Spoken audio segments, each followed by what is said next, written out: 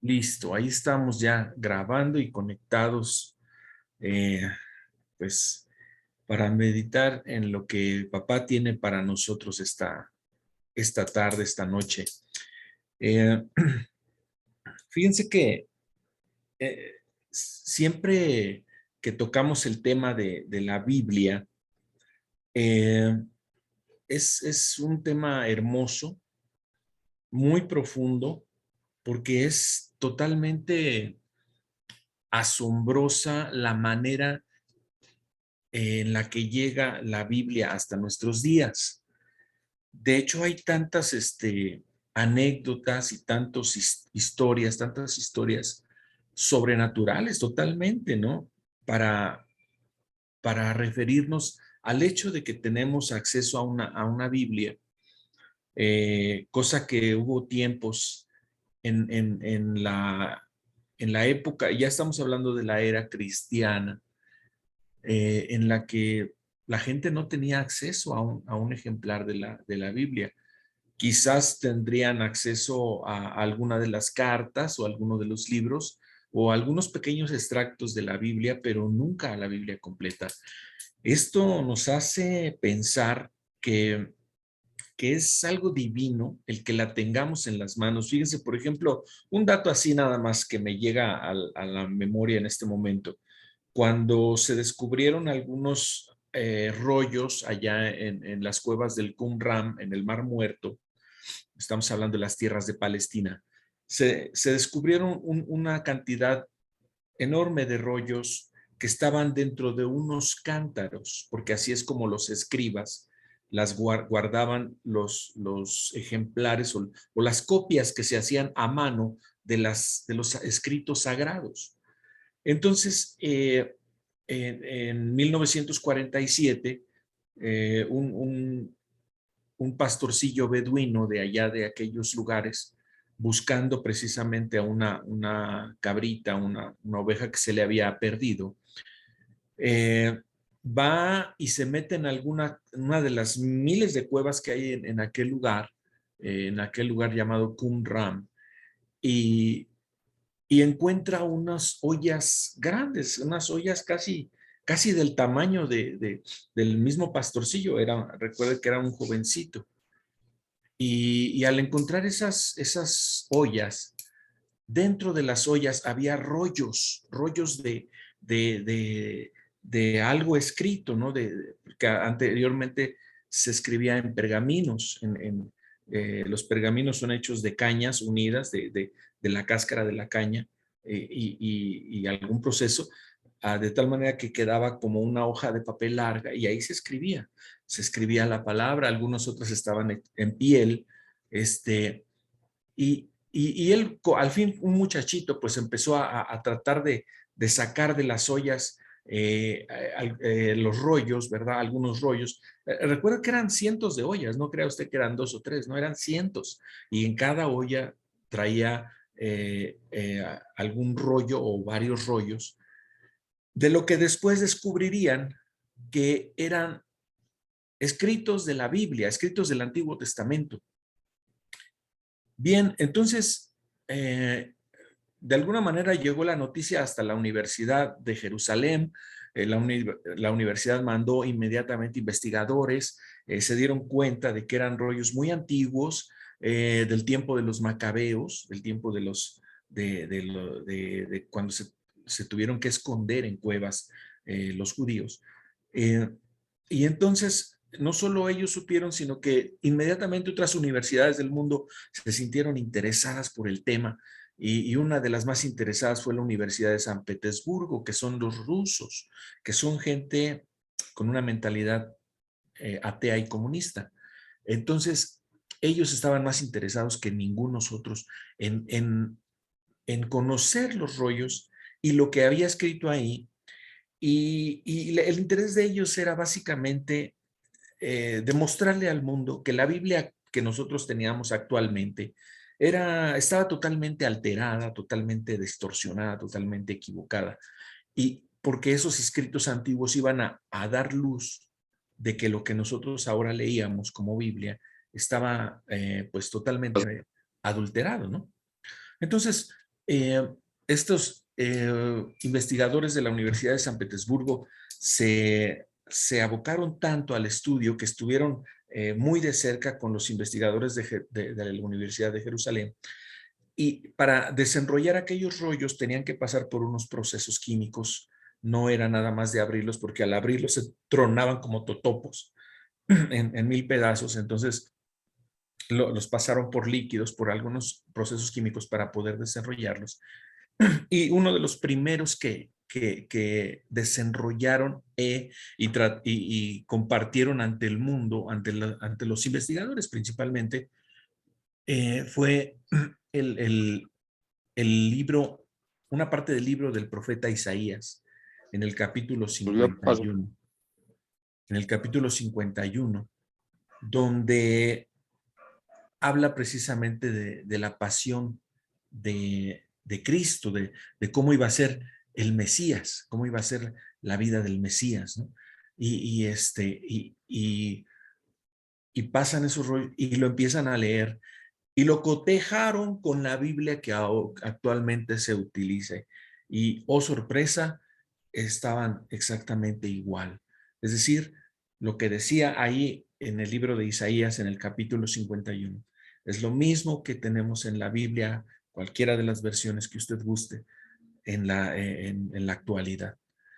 Entonces, principalmente los de la Universidad Comunista de Rusia se separaron de la investigación y como que se hicieron los calladitos y se fueron silbando, ¿verdad? Así como que yo no fui.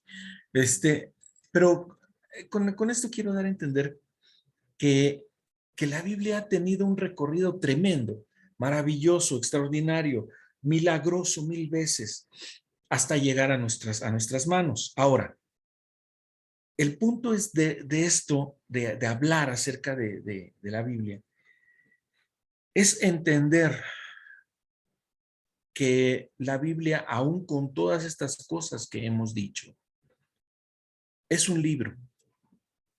Es un libro que si ciertamente contiene eh, la palabra de Dios, no es exactamente,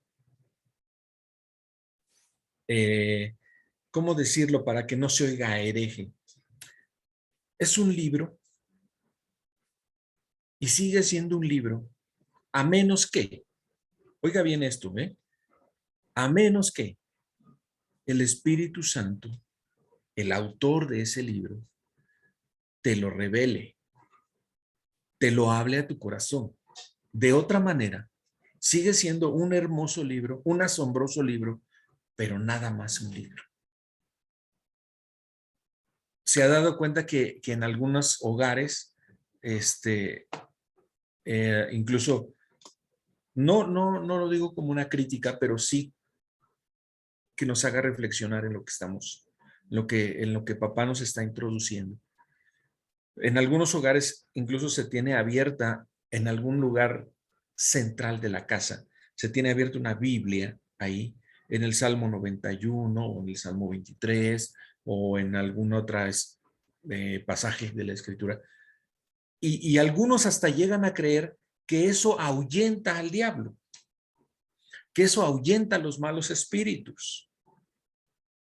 Yo les he comentado que conocí a un predicador evangelista que su ministerio de él era orar por gente endemoniada para liberarlos, y que la forma en la que él lo hacía era tan particular que a mí me llamaba la atención, porque él cargaba una Biblia así de gorda, una versión católica de la Biblia, ya sabe cómo son, ¿no? Son grandotas así. Y él cargaba una Biblia de ese tamaño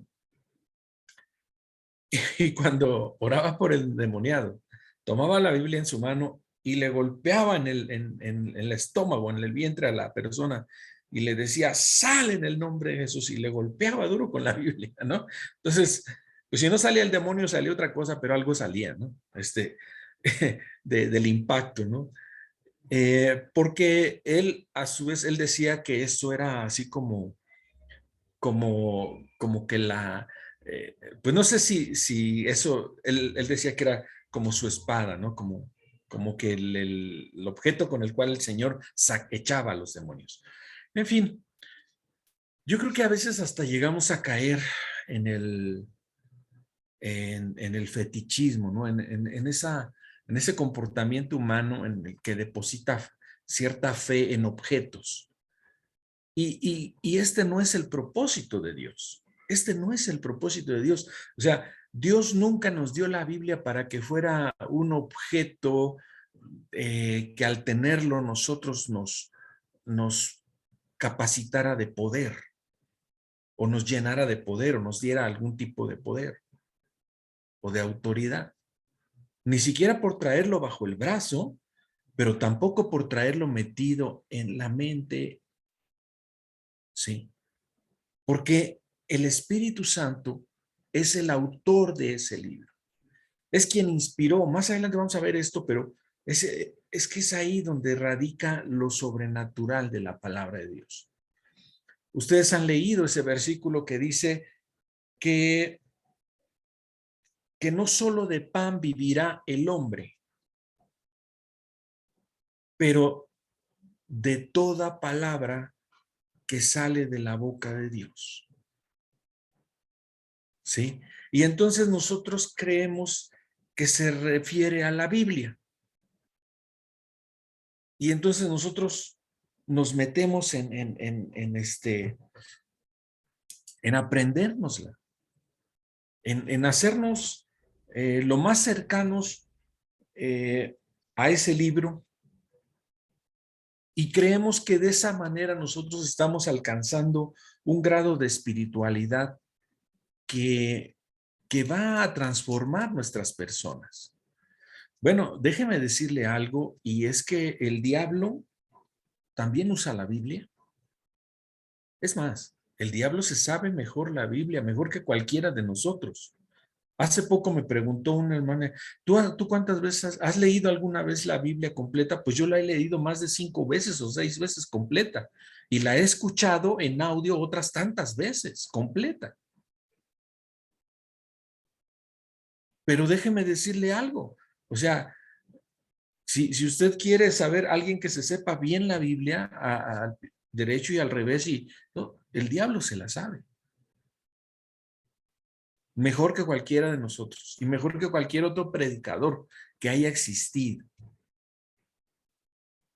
Sin embargo, eso no lo cambia, no lo transforma, no lo hace diferente, no lo llena de piedad, de amor. ¿Se da cuenta?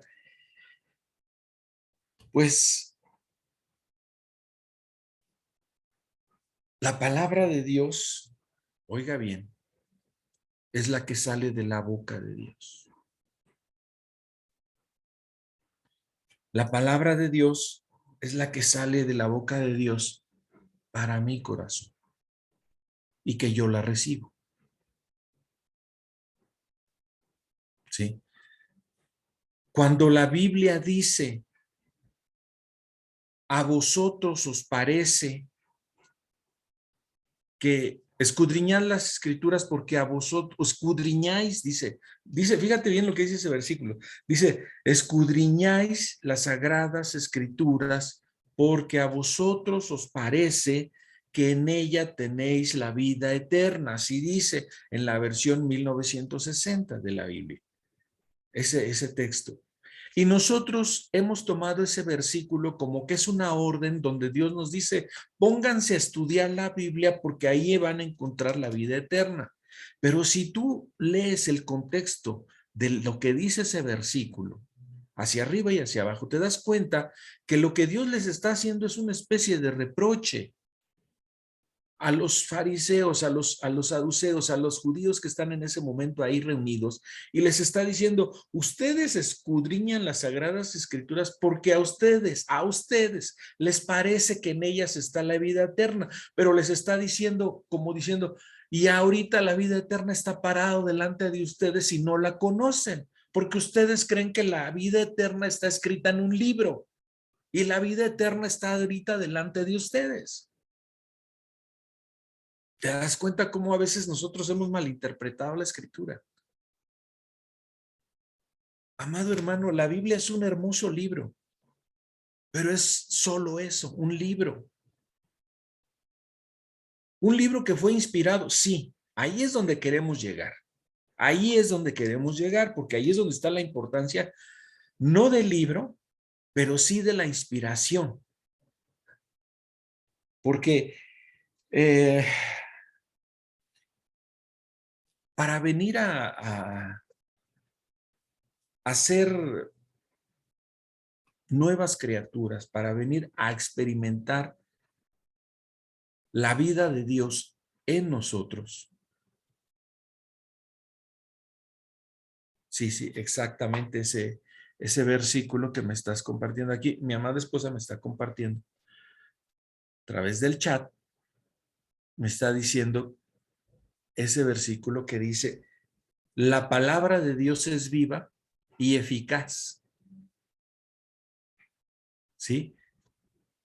Y más cortante que espada que de doble filo, ¿verdad? Que penetra hasta el corazón el tuétano y todo. Y así es la palabra de Dios, efectivamente. Pero no dice la Biblia, ¿verdad? Dice la palabra de Dios, que sale de la boca de Dios. Esa es la que es viva y eficaz. Ahora, en la Biblia puede haber escritos muchas cosas.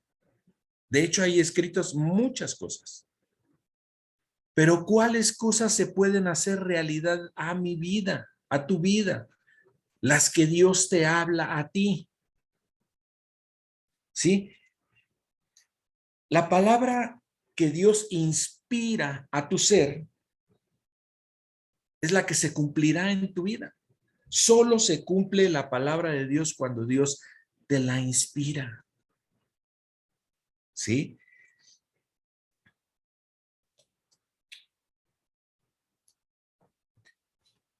Vivir, nosotros deseamos vivir el proceso de verdad en nuestras vidas. Ese proceso de verdad no es otra cosa sino la palabra de Dios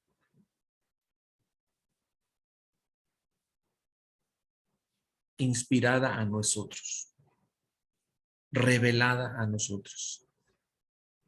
No hay forma de que nosotros leamos el manual como mucha gente dice, no es que la Biblia es el manual, ok, muchos se la llevan así, bueno, pues yo sé leer manuales, ¿no? Entonces, agarro la Biblia, la tomo como un manual y dice así, aquí, entonces yo hago eso, lo que dice ahí, ok, hazlo. Así fue el Antiguo Testamento, ¿sí? La gente pensaba que la ley que está en el Antiguo Testamento era para dar salvación o para que la gente supiera más de Dios, para que la gente viviera con Dios. Pero la verdad es que lo que había en el Antiguo Testamento en realidad era una ley para enseñarle a la gente por qué razón no podían tener una cercanía a Dios. O sea, lo que en realidad te enseñaba el Antiguo Testamento era por qué razón no puedes estar cerca de Dios y por qué razón tienes que hacer tantos sacrificios, tantos ritos y tantas cosas para medio ser escuchado por Dios. Entonces, este es el punto, ¿no?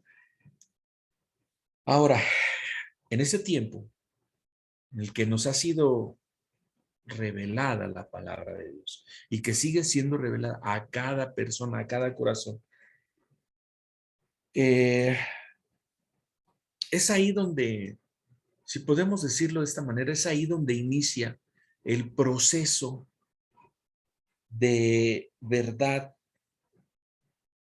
Recuerda que dice una parte de Timoteo, me parece que es en primera Timoteo, donde dice, toda la escritura es inspirada por Dios y útil para enseñar, corregir, redarguir e instruir en justicia. Pero lo que me llama la atención es, dice, toda la escritura, todo lo que vemos ahí en la Biblia, fue inspirado por Dios, o es inspirado por Dios, o debe ser inspirado por Dios, para que entonces surta en ti el efecto de hacer un proceso de verdad en tu vida, en mi vida. No es nada más que tú la repitas. Mira, por ejemplo, la tradición judía exige que, digo, la tradición ortodoxa, la tradición, exige que en ciertos momentos tú traigas escrito en alguna parte de tu cuerpo frases, versículos de la escritura. Incluso dice en alguna parte que los debes poner como en los dinteles de la puerta, los debes poner en las partes centrales de tu hogar, los debes portar en la frente y en el brazo derecho, que es lo que hacen cuando celebran su mitzvah los jovencitos judíos que se vuelven hijos de la ley, el bar mitzvah. Entonces, eso sucede porque ellos se aprenden lo más que puedan acerca de la escritura del Antiguo Testamento y presentan un examen ante su sinagoga. Bueno, en fin, el punto es que para muchos tener versículos de la Biblia escritos en alguna parte de su casa o de su cuerpo les hace pensar que ya por eso tienen una cercanía con Dios. Pero déjame decirte algo, no es así. O sea, la Biblia, la palabra de Dios, tiene que ser inspirada. Dice en otra parte, en la primera carta del apóstol Pedro, dice que los santos hombres de Dios fueron inspirados para escribir las escrituras, inspirados por Dios. Entonces, la Biblia solamente puede ser útil a nuestra vida cuando es explicada o inspirada por el Espíritu Santo, por el autor. De otra manera solo tendremos conocimiento que se vuelve en letra y que lamentablemente hay una cláusula para eso y dice que la letra mata. La letra mata. Y se está refiriendo a lo escrito en la Biblia, discúlpame, pero se está refiriendo, no se trata de decirle, no, pues el que estudió un doctorado y una maestría y esto, no, pues es porque ese, entre más letras tenga, más muerto está. Pues tal vez sí, pero a lo que se refiere la palabra de Dios es que la letra mata y se refiere a su palabra. Es decir, cuando tú permites que el libro solo sea un libro y que el libro solo sea un conocimiento dentro de tu intelecto y de tu raciocinio, solo aplica para muerte, muerte para ti y muerte para los que te escuchan. Entonces, date cuenta que ahí es donde nosotros tenemos que poner, así que como que nuestras antenitas de vinil estén bien atentas, ¿no? Como decía el Chapulín. Porque ¿qué parte de mi vida se ha manejado solo por la guianza de un libro, solo por la guianza de un manual, solo porque he oído a personas repetir lo que ellos experimentaron con ese libro y me lo han explicado y me lo han transmitido? Y yo lo he recibido como si eso fuera una enseñanza de Dios y lo he querido poner en obra en mi vida y algunas cosas sí me han dado resultado y otras no. Y, y la verdad, el resumen de todo eso es que en vez de acarrear vida a mi vida, he acarreado muerte. ¿Sí? Eh, Esto no es sencillo de entender, no es sencillo de aceptar, no es sencillo de creer, porque no es sencillo de que nuestra mente lo apruebe. Pero nuestro espíritu el cual tiene hambre de Dios, necesita ese alimento que viene de Él. Mira, hay hombres que se han levantado en estos tiempos modernos con conocedores del libro.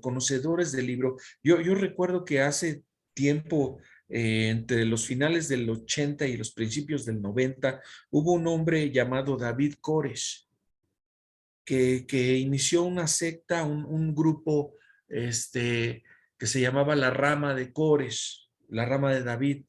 Y ese grupo eran personas muy sectarias, pero su principal característica es que sabían repetir grandes porciones de la Biblia. Este tipo, David Koresh, te sabía repetir casi libros completos de la Biblia. Es decir, tenía un conocimiento amplio del libro, pero eso no evitó que él llevara a un grupo de gente pues a vivir cosas tristes, ¿no? Cosas que ya después se supo que vivían estas personas en esa secta, que conocían mucho la Biblia, pero que no vivían nada o sea, que vivían alejados de Dios en una actitud sectaria y enferma. Ahora, digo, no es el único caso. Podemos citar cientos y cientos de casos para nuestra tristeza, ¿no? Eh, hay también, por ejemplo, el grupo, y lo digo con todo respeto, pero con mucha claridad, el grupo de los Testigos de Jehová nació de un grupo de estudio bíblico que daba un predicador presbiteriano de apellido Spalding, que él se metió a estudiar acerca de las profecías de la Biblia y de la segunda venida de Cristo y de todas estas cosas de que habla el Apocalipsis, y lo estudiaron de tal manera que creció tanto el grupo y cada, o sea, llegaron a dividirse ese grupo, que unos formaron lo que ahora son los Testigos de Jehová y el otro grupo formaron lo que son los Sabatistas del Séptimo Día, y de todas maneras eh, formaron grupos fuertes de gente que conoce la Biblia supuestamente, pero otra vez el punto es cuánto de Dios han vivido estas personas, cuánta verdad hay en el corazón de esas personas. Puede haber mucha Biblia, pero eso no quiere decir que haya mucha verdad dentro de su corazón. Y ese es a donde yo creo que Dios nos quiere mostrar, que nosotros veamos a lo lejos y digamos, ok, ¿cuánta verdad de Dios hay en mí? ¿O solamente soy producto de, de, de una religiosidad, de ciertos ritos, ciertas cosas que no me llevan a ningún lado? ¿Por qué? Porque sigo sintiendo dentro de mi corazón pues vacíos, insatisfacciones, que me llevan a otro tipo de comportamientos y cosas que que me hace saber que soy una persona que no tiene una cercanía con Dios. Entonces, esto es precisamente lo que tenemos que meditar ahora. ¿Qué dice la palabra de Dios al respecto? Bueno, en Efesios capítulo 1 dice que entre otras cosas, que Dios nos dará espíritu de revelación y de sabiduría para los que quieren caminar con Dios y quieren vivir en un proceso de verdad con Dios. Dice que Él nos dará un espíritu de revelación. ¿Y para qué es ese espíritu de revelación? Pues precisamente para que la palabra nos sea revelada, para que la palabra sea revelada a nuestros corazones. ¿Sí? Y ahí es donde empieza el proceso de verdad en nuestra vida. no en conocer el libro. Comienza cuando el Espíritu de verdad te revela a ti y a mí su palabra. Quizás sea una parte muy pequeña. Quizás sea el versículo que dice, Dios es amor. Pero cuando Dios te revela ese versículo, ese verso a tu corazón, entiendes un universo de, de, de cosas que dices, wow, es que de verdad, Dios es amor. O sea, te lleva a una comprensión de por qué y cómo es que Dios traza todo y vive y vive en los corazones que le permiten y está dispuesto a bendecir y a beneficiar la gente, no solo a los que le buscan, incluso a los que no le buscan, incluso a los que lo odian, porque Dios es un Dios de todos. Pero qué hermoso es entender que cada paso que das tú y cada momento de tu vida, ahí está Él contigo. Está queriendo vivir contigo ese proceso de verdad en cada una de las cosas que nos toca vivir.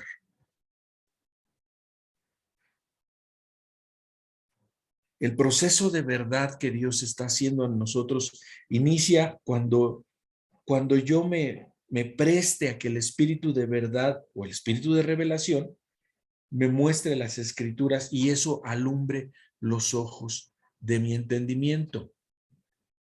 Fíjate, dice en Efesios así, dice, para que el Dios de nuestro Señor Jesucristo, el Padre de gloria, os dé espíritu de sabiduría y revelación en el conocimiento de Él, alumbrando los ojos de nuestro entendimiento para que sepáis cuál es la esperanza a la que Él los ha llamado y cuáles las riquezas de su gloria y su herencia en los santos y cuál la supereminente grandeza de su poder para con nosotros los que creemos, según la operación del poder de su fuerza, la cual operó en Cristo, resucitándole de los muertos y sentándolo a la diestra en los lugares celestiales, sobre todo principado y autoridad, poder y señoría, sobre todo nombre que se nombra, no solo en este siglo,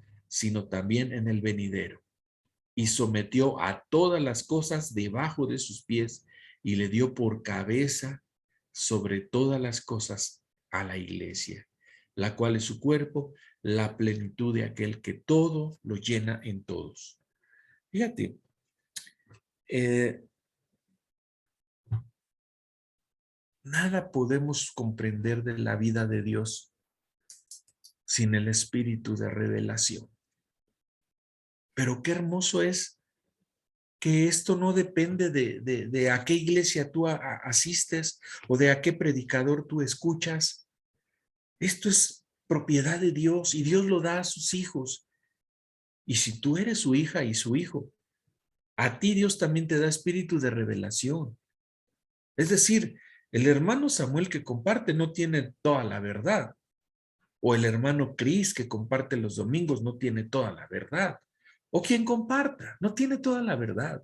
Solo tiene aquello que Dios le ha revelado a su vida y que está viviendo con Dios. Yo esto que les estoy compartiendo es algo que estoy viviendo con Dios y de verdad me bendice mucho porque a pesar de tener tantos años de, de conocer la Biblia, de ser más evangélico que un sobre de diezmo, de ser más cristiano que lo que tú quieras. O sea, eh, hay cosas que yo no entendía de la escritura y ahorita, por la pura misericordia de Dios, estoy comenzando a comprender muchas cosas.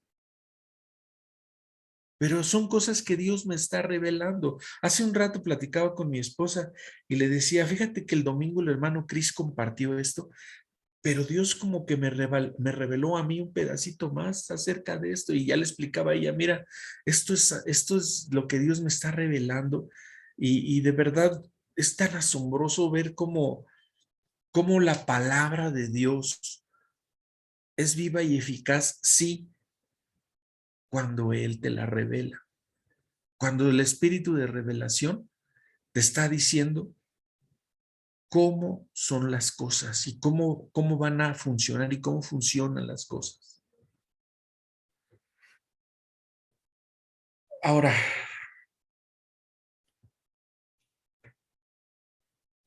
el producto de la revelación, ¿sabes cómo puedes darte cuenta que Dios te está revelando algo y que no es solo imaginación tuya o conclusión tuya de tu raciocinio? Porque produce fe. O sea, no te produce un conocimiento aquí intelectual, pero te produce fe en el espíritu. La fe para dar el paso. Porque la fe viene por el oír y por el oír la palabra de Dios. Óyeme bien, la fe viene por el oír y por el oír la palabra de Dios. No por el oír la Biblia. Oye bien y distingue.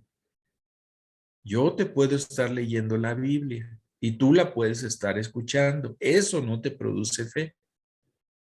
Pero ¿por qué no? Si la Biblia es la palabra de Dios, sí, pero no te la está diciendo Dios, te la estoy leyendo yo.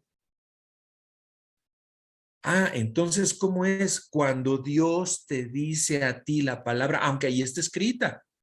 Pero cuando Dios te dice esto es para ti, esto es tuyo, todo es tuyo, pero a lo mejor en ese momento necesitas oír esa palabra.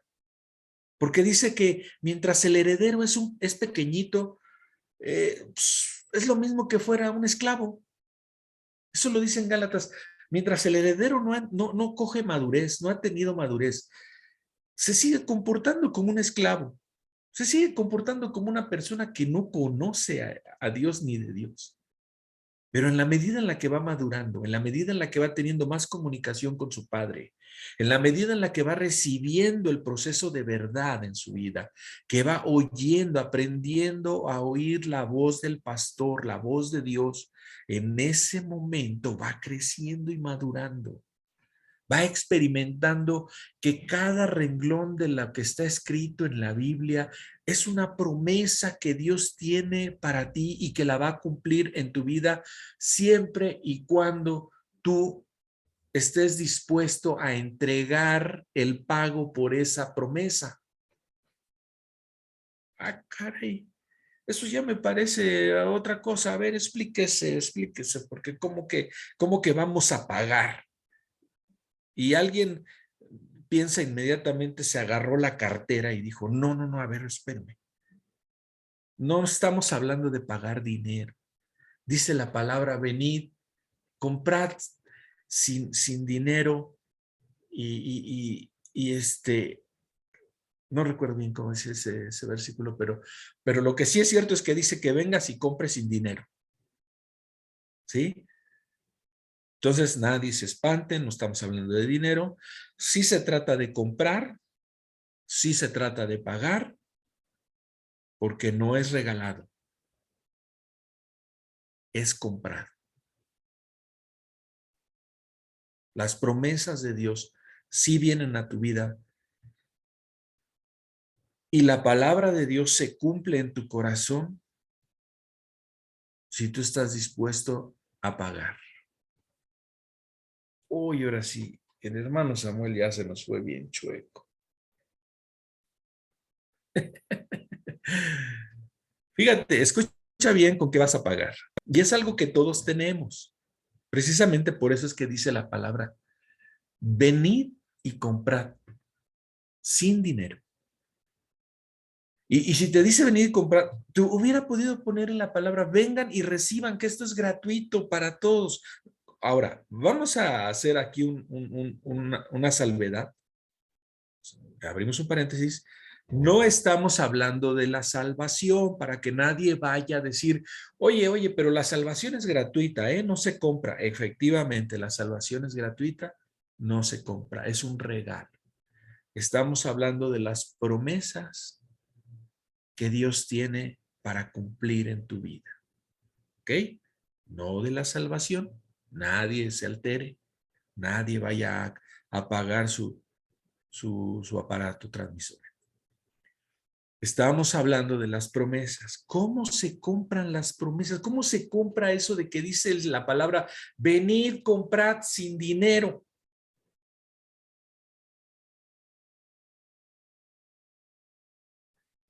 La forma de comprar, la moneda de cambio para comprar es los propios ideales tuyos, la propia forma de pensar tuya a cada respecto. Es decir, se presenta un se presenta algo. Yo le decía a mi esposa, por ejemplo, nosotros creemos un dicho que por ahí se dice, genio y figura hasta la sepultura.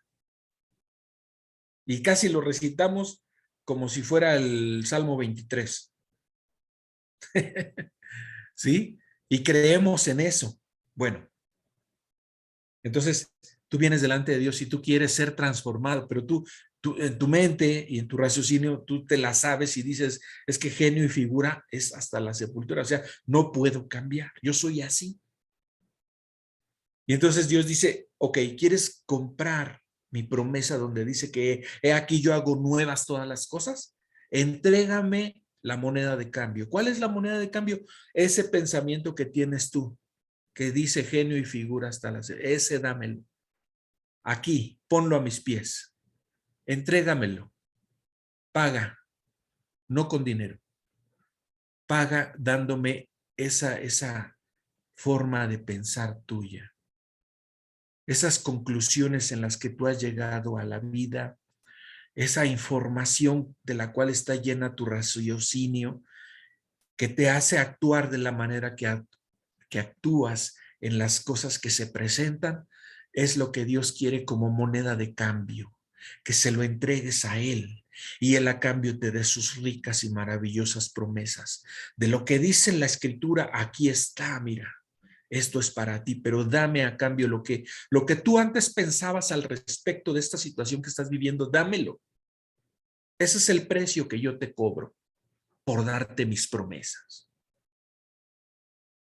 ¿Acaso no dice, si alguno está cargado, venga a mí y traiga sus cargas y yo a cambio le daré la mía que es ligera de llevar?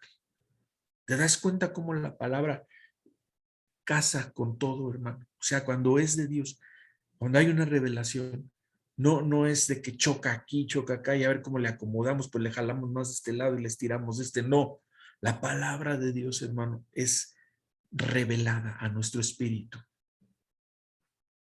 Entonces, si tú quieres comprar algo en lo que estás viviendo en esta hora, tú dices, es que hermano, yo estoy viviendo enfermedad en mi cuerpo, ¿ok? ¿Qué es lo que tú has pensado siempre acerca de esa enfermedad?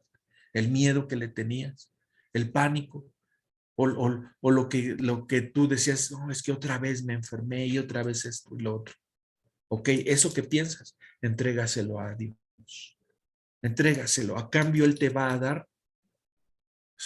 Compra con esa falsedad que tenías, compra la verdad que Dios te está dando y te está diciendo, yo pagué por tus enfermedades y sané todas tus dolencias. Sí, ahí está. Todos tenemos moneda para comprar, porque todos tenemos propias conclusiones, propias formas de pensar, todos tenemos propias formas de actuar, todos tenemos conclusiones a las que hemos llegado en la vida y que creemos que eso es lo correcto porque así nos ha marcado la vida. Eso es lo que Dios quiere que tú le entregues. Esa es la moneda de cambio, porque a cambio Él te va a dar sus ricas y maravillosas promesas que tiene para ti, cumplirlas en tu vida, en mi vida. Entonces, resumiendo, la palabra de Dios es la que Dios habla, que sale de su boca y que llega a tu corazón. La Biblia es hermosa, es un libro hermoso, sí.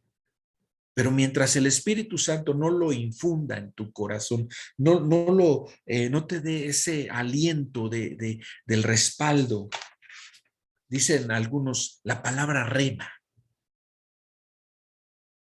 Rema en una palabra en griego,